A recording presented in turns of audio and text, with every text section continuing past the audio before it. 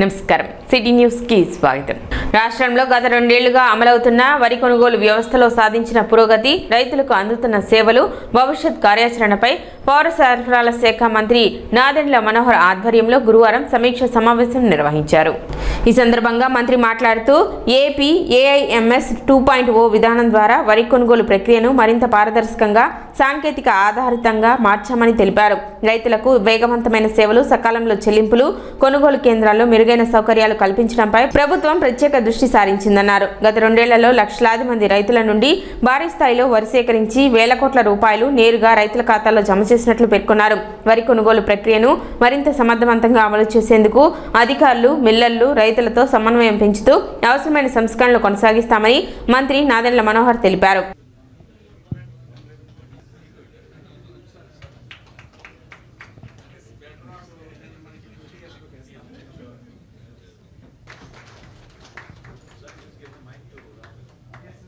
Paddy procurement అండి, tremendous గా 74 లక్షల మెట్రిక్ టన్నుల ధాన్యం మనము రైతుల దగ్గర నుంచి కొని దాన్ని పూర్తిగా మిల్లింగ్ చేసి కార్పొరేషన్ తీసుకోవడం జరిగింది.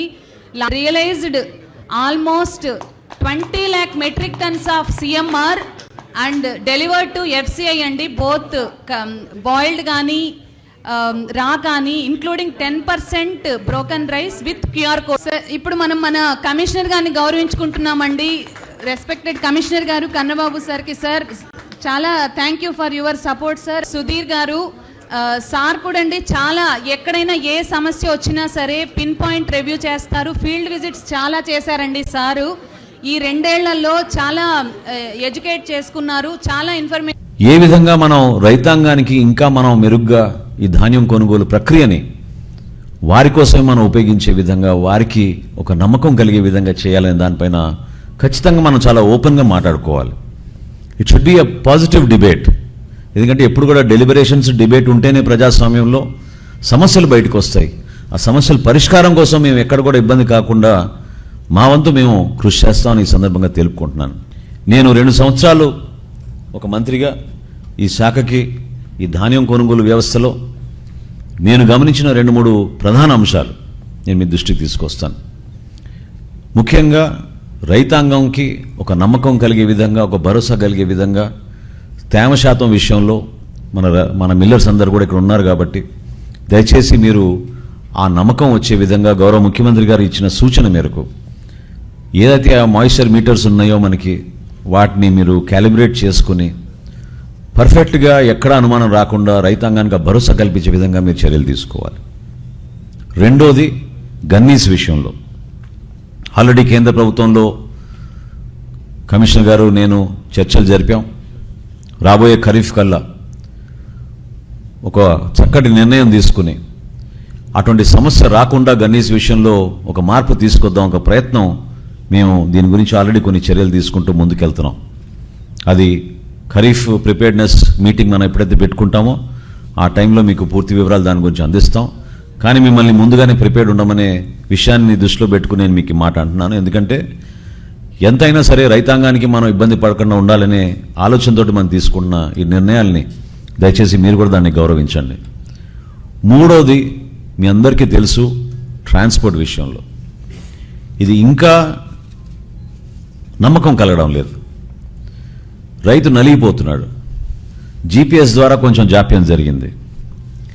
ఆ ఇబ్బందుల్లో భాగంగా రైతు కూడా ఆ సందర్భంలో ఎప్పుడైతే మబ్బులు వచ్చినాయో, వాన పడుతుందనే భయం వస్తుందో, కష్టపడి పండించిన పంటకి నష్టం జరగకూడదనే ఆలోచనతోటి ఎవరి దగ్గరకు వెళ్ళాలో, ఎవరిని ఆశ్రయించాలో, ఎవరితో మాట్లాడాలో పట్టించుకొని వ్యవస్థ గురించి ఇబ్బంది పడే పరిస్థితుల్లో రైతు నమ్మేది మిల్లర్లనే. ఎందుకంటే తరతరాలుగా సాంప్రదాయబద్ధంగా ఆ ప్రాంతంలో ఉన్న రైస్ మిల్లర్స్కి ఉన్న పరిచయాలు, కుటుంబాల పరంగా మీరు ఒకరినొకరు పరస్పరంగా గౌరవించుకునే విధానాన్ని గుర్తుపెట్టుకుని వాళ్ళు మిమ్మల్ని గౌరవిస్తారు. దయచేసి మీరు ఆ గౌరవాన్ని మీరు వమ్ము చేయబాకండి. ఎందుకంటే అతని బాధ, అతని ఆవేదన, అతను పడిన 6 నెలల కష్టాన్ని మీరు చాలా జాగ్రత్తగా గౌరవించే విధంగా వ్యవహరిస్తేనే ఈ వ్యవస్థకు పూర్తి గౌరవం వస్తుంది. లేని పక్షంలో ఖచ్చితంగా అనేక అనుమానాలు వస్తాయి. ఈ 2 సంవత్సరాల్లో ఎక్కువగా మేము గమనించింది ఏంటంటే, మాకు ఫోన్ కాల్స్ వచ్చేది 1967కి కానీ, ఒక మంత్రిగా నాకు కానీ, మా అధికారులకు కానీ ఎక్కువగా మాకు వచ్చేది సమస్య మాకు గోతాల దగ్గర, ట్రాన్స్పోర్ట్ దగ్గర. ఎవరు కూడా చీటింగ్ జరిగింది, మాకు మోసం చేశారనే భావన ఏనాడు కూడా చెప్పేవాళ్ళు కాదు. ఇబ్బంది అంతా ఏంటంటే వాళ్ళ ఆతృత, కాపాడాలి, కష్టపడి పండించుకున్నాం, ఏం చేయాలి.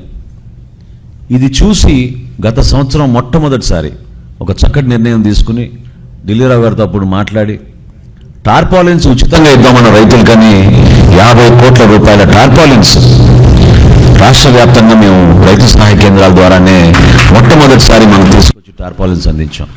డెలివరీ పూర్తి చేయడం, ట్రాన్స్పోర్ట్ విషయంలో ఎక్కడ పొరపాటు లేకుండా, వేమెంట్లో కూడా ఎక్కడ పొరపాటు లేకుండా, డాక్యుమెంటేషన్ మెయింటైన్ చేసి ఒక ఆనెస్ట్ అకౌంటింగ్ మెథడ్ మెయింటైన్ చేయడం అనేది మీ బాధ్యత. ఒక బెనిఫిట్ అందించే విధంగా, అన్ని ప్రాంతాలకి మేలు జరిగే విధంగా మనం నిలబడాలనుకున్నప్పుడు ఎక్కడ కూడా పొరపాటు చేయకుండా పారదర్శకంగా మీకు అలొకేషన్లో కానివ్వండి, మీ టార్గెట్స్ కానివ్వండి, మీకు మిల్స్లో ఉన్న పరిస్థితులు కానీ బేస్ చేసుకుని చేస్తూ ఉన్నాం. ప్రత్యేక ఓటర్ జాబితా సవరణ కార్యక్రమంలో భాగంగా తెనాలి పట్టణంలో ఓటర్ల వివరాల పరిశీలన వేగంగా కొనసాగుతుందని మున్సిపల్ కమిషనర్ రామప్పల్ నాయుడు తెలిపారు. పట్టణంలో మొత్తం 1.57 లక్షల మంది ఓటర్లు ఉండగా ఇప్పటి వరకు సుమారు 1.15 లక్షల మంది ఓటర్ల వివరాలను ఆన్లైన్లో నమోదు చేసి పరిశీలన పూర్తి చేసినట్లు వెల్లడించారు. ఈ ప్రక్రియలో 151 మంది BLOలు ఇంటింటికి వెళ్లి డోర్ టు డోర్ సర్వే నిర్వహిస్తున్నారని తెలిపారు. ఇంకా సుమారు 42,000 మంది ఓటర్ల వివరాల పరిశీలన పూర్తి చేయాల్సి ఉందని, వాటిలో దాదాపు 10,000 వరకు మరణించిన వారి పేర్లు ఉండే అవకాశం ఉన్నందున సమగ్ర విచారణ అనంతరం అర్హత లేని పేర్లను ఓటర్ జాబితా నుండి తొలగిస్తామని చెప్పారు.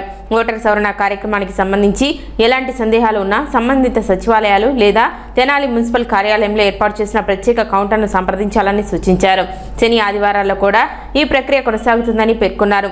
ప్రత్యేక ఓటర్ జాబితా సవరణ కార్యక్రమాన్ని విజయవంతం చేయడంలో ప్రజలందరూ సహకరించాలని కమిషనర్ రామప్పల్ నాయుడు విజ్ఞప్తి చేశారు. తెనాలి మున్సిపాలిటీ పరిధిలో 1.57 లక్షల ఓట్లు అనేటువంటి మనకి ఉన్నాయి. దానికి సంబంధించి ఈ ప్రత్యేక ఓటర్ల సవరణ కార్యక్రమం SIR ఏదైతే ఉందో అది మనము జూన్ 15 నుంచి ఈ నెల 14 వరకు కూడా కండక్ట్ చేస్తున్నాం. ఇందులో భాగంగా మనకు ఉన్నటువంటి 151 PSల యొక్క BLOs అందరూ కూడా డోర్ టు డోర్ మనము ఆ యొక్క సర్వేలో భాగంగా సర్వే చేయడం వలన ఇప్పటి వరకు 1.15 లక్షల ఓట్లని మనము ఆన్లైన్ చేస్తున్నాము. ఆ తర్వాత ఇంకా మనకి 42,000 ఓట్స్ ఉన్నాయి. ఇందులో మనకి డెత్ కేసెస్ ఇట్లాంటివన్నీ కూడా సుమారుగా 12,000 to 14,000 వరకు ఇప్పటి వరకు మనం ఐడెంటిఫై చేస్తున్నారు. ఈ ప్రాపర్గా ఎంక్వైరీ చేసి వాటిని మనము డిలిషన్స్కి ప్రపోజ్ చేస్తాం. అట్లాగే ఇప్పటికీ వివిధ రకాల ఓటర్స్ వేరు పిఎస్లు, ఒక వీధిలో వేరు పిఎస్లు ఉన్న వాళ్ళందరూ కూడా ఆ పిఎస్ల యొక్క నెంబర్స్ BLOs కూడా వచ్చి డోర్ టు డోర్ చేస్తున్నారు. ఇంకా ఎవరికైనా సరే ఎటువంటి అనుమానం ఉన్నా కూడా సచివాలయాల్లో అలాగే మున్సిపల్ కార్యాలయంలో కూడా ప్రత్యేక కౌంటర్లు ఏర్పాటు చేయడం జరిగింది. అక్కడ మన ఓటర్ల సహాయార్థం కూడా హెల్ప్ డెస్క్లు ఏర్పాటు చేసాం. అలాగే మనకి వివిధ రకాలైనటువంటి ఏరియాస్లో మనము ప్రత్యేకంగా టెంట్స్ అన్ని ఏర్పాటు చేసి స్పెషల్ క్యాంప్స్ కండక్ట్ చేస్తున్నాం. అలాగే శనివారం ఆదివారం కూడా మనకి ఒక స్పెషల్ క్యాంపెయిన్ డేస్ ఉన్నాయి. అన్ని సచివాలయాలు మరియు స్పెషల్ క్యాంప్స్ కూడా ఓపెన్లో ఉంటాయి కాబట్టి సో ప్రజలు ముఖ్యంగా ఓటర్స్ అందరూ కూడా BLOస్కి సహకరించండి. ఈరోజు మనకు ఉన్నటువంటి నగర దీపికాస్ కానీ RPలు, anganwadi teachers, at the same time ఆశా కార్యకర్తలు, at the same time health department వాళ్ళని కూడా కోఆపరేట్ చేస్తున్నారు. సో మీ దగ్గరికి వచ్చినటువంటి ఈ యొక్క సపోర్టింగ్ స్టాఫ్ అందరికీ కూడా ఓటర్స్ కోఆపరేట్ చేసి ఆ ఓటుకి సంబంధించినటువంటి పూర్తి వివరాలు 2002 నాటి వివరాలతో సహా పూర్తిగా అందించి ఇంకేమైనా డౌట్ ఉంటే కూడా BLOస్తో మాట్లాడి సో వాళ్ళ యొక్క సపోర్టు తీసుకొని ఫుల్ షేప్లో అందిస్తే ప్రతి ఒక్క ఓటుని కూడా మేము వెరిఫై చేసుకొని ఆన్లైన్ చేసి ఓటర్ల జాబితా యొక్క ప్యూరిఫికేషన్ కంప్లీట్ చేస్తాం. ఇంకా మనకి జూలై 14 వరకు మనకు టైం ఉన్నప్పటికి కూడా మనము ఈ శనివారం ఆదివారంలో ప్రతి ఒక్కరూ కూడా ఈ యొక్క ఓటర్స్ యొక్క సమాచారాన్ని కంప్లీట్ చేయమని కూడా చెప్తున్నాం. సో మిగతా డేస్ అన్నీ కూడా ఎంక్వైరీకి ఉపయోగపడుతుంటే ఆ ఎంక్వైరీ డేస్లో పూర్తిగా ఎటువంటి ఇబ్బంది లేకుండా ఓటర్స్ అందరికీ కూడా తగిన ఏర్పాట్లు చేసి ప్యూరిఫికేషన్ అనేటువంటి చేయడం జరుగుతుంది. ABAIMS 2.0 విధానం ద్వారా రైతులకు ఎరువుల పంపిణీ పారదర్శకంగా జరుగుతుందని తెనాలి వ్యవసాయ శాఖ ADA రాగాల విజయబాబు తెలిపారు. తెనాలి మండలంలో రైతులకు అవసరమైన యూరియా, DAP నిల్వలు సమృద్ధిగా ఉన్నాయని, ఎలాంటి కొరత లేదని చెప్పారు. సాగు చేసే ప్రతి రైతుకు అవసరమైన ఎరువులు అందిస్తామని తెలిపారు. ఎకరాకు 2 బస్తాల యూరియా, 1 బస్తా DAP చొప్పున పంపిణీ చేస్తున్నామని వెల్లడించారు. ఎరువుల పంపిణీపై రైతులకు ఏవైనా సందేహాలు లేదా సమస్యలు ఉంటే రైతు సేవా కేంద్రాల్లో ఏర్పాటు చేసిన హెల్ప్ డెస్క్లను సంప్రదించి పరిష్కరించుకోవచ్చునన్నారు. సోమవారం నుండి ఈ ప్రక్రియ ప్రారంభం కానుందని ADA రాగాల విజయబాబు తెలిపారు. మన తెనాలి సబ్ డివిజన్ పరిధిలోని తెనాలి, దుగ్గిరాల, కొలిపర మండలాల్లో ఈ APMs 2.0 కింద ఫెర్టిలైజర్ డిస్ట్రిబ్యూషన్ అంటే యూరియా, DAP ఈ 2 ప్రోడక్ట్స్ మనము ఈ యాప్ పద్ధతిలో అవేర్నెస్ కల్పించడం జరుగుతూ ఉంది. ఎక్కువగా చాలామంది రైతుల్లో దీనిలో కొంత అపోహలు ఉన్నమాట వాస్తవం. ముఖ్యంగా ఏంటంటే వాళ్ళు కౌలు రైతులు కానివ్వండి, అలాగే భూమి రికార్డు అంటే మాకు ఎరువులు అందుతాయా లేదా, మాకు ఆన్లైన్ ఎక్కలేదు అనే అనుమానాలతో కొంతమంది రైతు సోదరులు ఉండటం జరిగింది. సాగు చేస్తున్న ప్రతి రైతు సోదరుడికి ఈ యాప్ ద్వారా ఎరువులు అందించబడుతుంది. చక్కగా మనకున్న విస్తీర్ణాన్ని బట్టి మనము ఎకరాకి 2 బస్తాలు యూరియా, 1 బస్తా DAP అందించడం జరుగుతుంది. దీనిలో కొన్ని సమస్యలు మన నోటీస్కి తీసుకురావడం జరిగింది. అంటే పల్లవ ప్రాంతాల్లో కొన్ని హాపేట, కొలకలూరు, కాజీపేట సైడు రైతు సోదరులు ఒక రిప్రజెంటేషన్ ఇవ్వడం జరిగింది. ఎందుకంటే రేపు వర్షాకాలంలో ఎక్కువ వర్షాలు పడినప్పుడు ఆ డొంక ప్రాంతంలో వెళ్ళలేని పరిస్థితుల్లో మాకు రైతులకి ఇబ్బంది అవుతుంది ఎరువులు అన్నారు.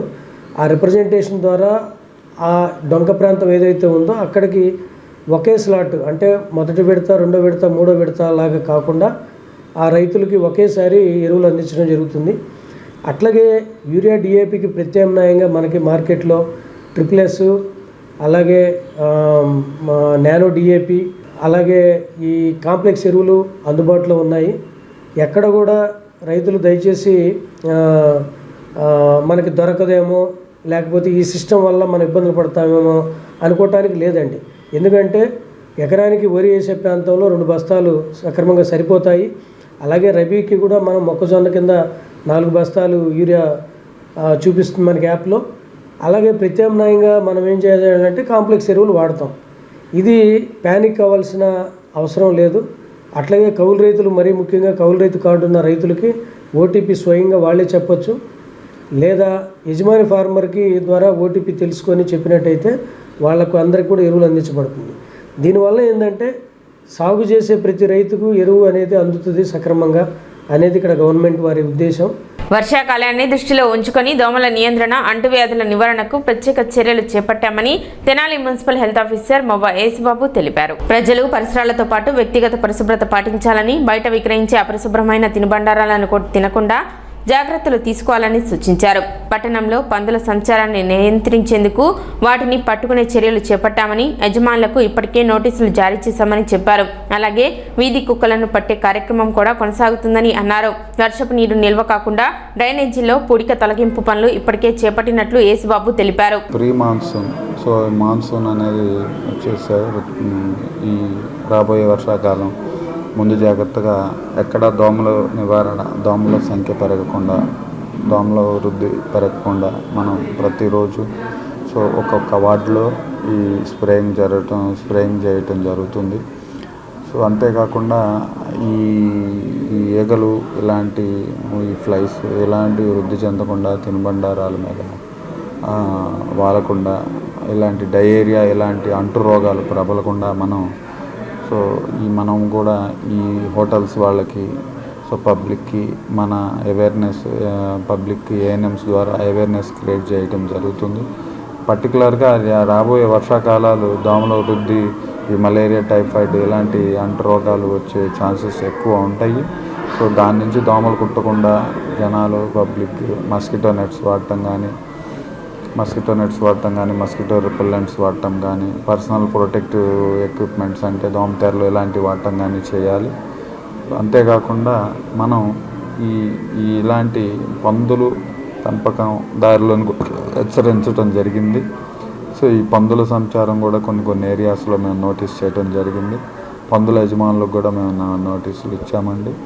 సో అంతేకాకుండా ఈరోజు నుంచి మనం రేపటి నుంచి ఈ డాగ్స్ క్యాచ్ చేస్తున్నాము, సర్జరీస్ కూడా చేస్తున్నాము. ఎక్కడైతే ఈ కుక్కలు, ఈ డాగ్ మెనేస్ అంటే ఈ వీధి కుక్కలు ప్రాబ్లం ఎక్కువ ఉందో మా నోటీసులు తీసుకొస్తే ఆ కుక్కలను బట్టి యాంటీ బర్త్ కంట్రోల్ ఆపరేషన్స్ మనం అక్కడ స్టార్ట్ చేయటం జరుగుతుంది.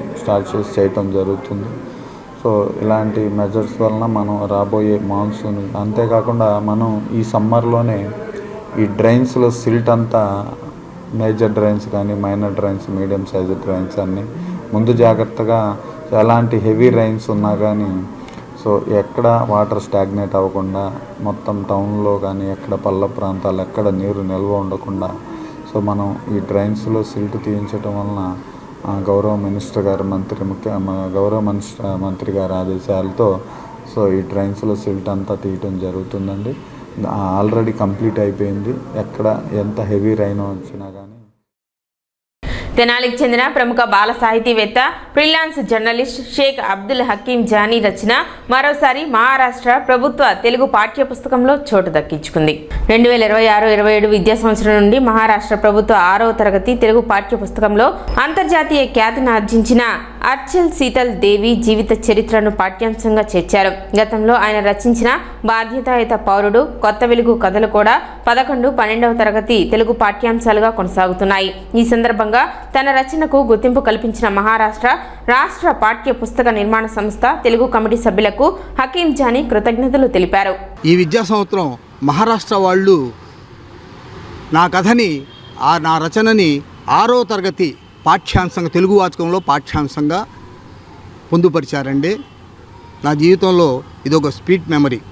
అంతర్జాతీయ ఖ్యాతిని ఆర్జించిన శీతల్ దేవి. ఈ శీతల్ దేవి జమ్మూ కాశ్మీర్లో కిష్పాక్ అనేటటువంటి ప్రాంతంలో, జిల్లాలో లూయిధర్ అనేటటువంటి ఒక చిన్న కుగ్రామానికి చెందినటువంటి అమ్మాయి. ఈ అమ్మాయి పుట్టుకతోనే 2 చేతులు లేకుండా పుట్టింది.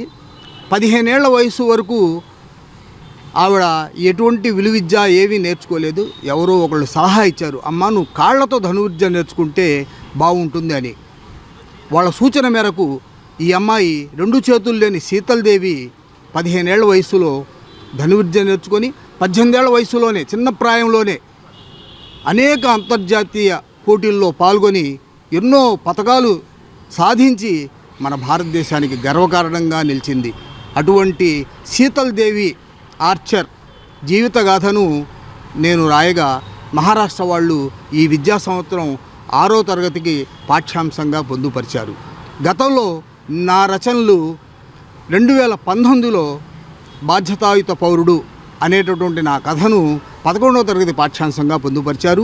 2020లో కొత్త వెలుగు అనేటటువంటి ఒక కథను 12వ తరగతికి పాఠ్యాంశంగా పొందుపరిచారు మహారాష్ట్ర వాళ్ళే. ఆ రోజు నుంచి ఈ రోజుగా అవి కొనసాగుతూనే ఉన్నాయి. కొత్తగా ఈ విద్యా సంవత్సరం 6వ తరగతికి నా కథని పాఠ్యాంశంగా పొందుపరిచారు. సిటీ న్యూస్ ఇంతటితో సమాప్తం. నమస్కారం.